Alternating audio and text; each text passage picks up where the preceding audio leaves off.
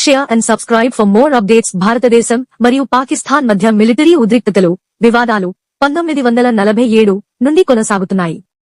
రెండు దేశాలు బ్రిటిష్ పాలన నుండి స్వతంత్రత పొందిన వెంటనే ఈ విభేదాలు మొదలయ్యాయి. ప్రధాన కారణాలు: భూభాగ వివాదాలు, మత కలహాలు, ముఖ్యంగా జమ్మూ మరియు కాశ్మీర్పై అధికారం.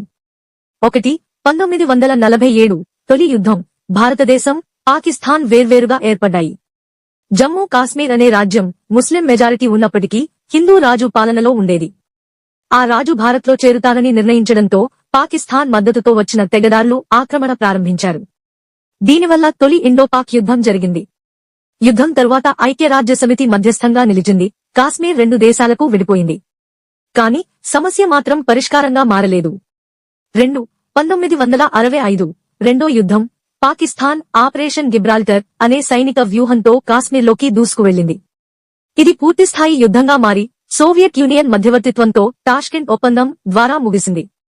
3. 1971 మూడో యుద్ధం. భారతదేశం ఈస్ట్ పాకిస్తాన్, ప్రస్తుతం బంగ్లాదేశ్ లో స్వాతంత్ర్య పోరాటాన్ని మద్దతు ఇచ్చింది. పాక్ పరిగణనలో ఇది జోక్యం కావడంతో యుద్ధం జరిగింది. ఫలితంగా బంగ్లాదేశ్ అనే కొత్త దేశం ఏర్పడింది. 4. 1999 కార్గిల్ యుద్ధం. పాక్ సైన్యం, ఉగ్రవాదులు కార్గిల్ ప్రాంతంలో ప్రవేశించడంతో భారత సైన్యం భారీ యుద్ధాన్ని ప్రారంభించింది. చివరకు భారత్ తన భూభాగాన్ని తిరిగి స్వాధీనం చేసుకుంది. 5. 2000 తరువాత టెర్రరిజం, చిన్న యుద్ధాలు. ఇరుదేశాల మధ్య సరిహద్దుల్లో తరచూ కాల్పులు, ఉగ్రవాద దాడులు జరుగుతూనే ఉన్నాయి.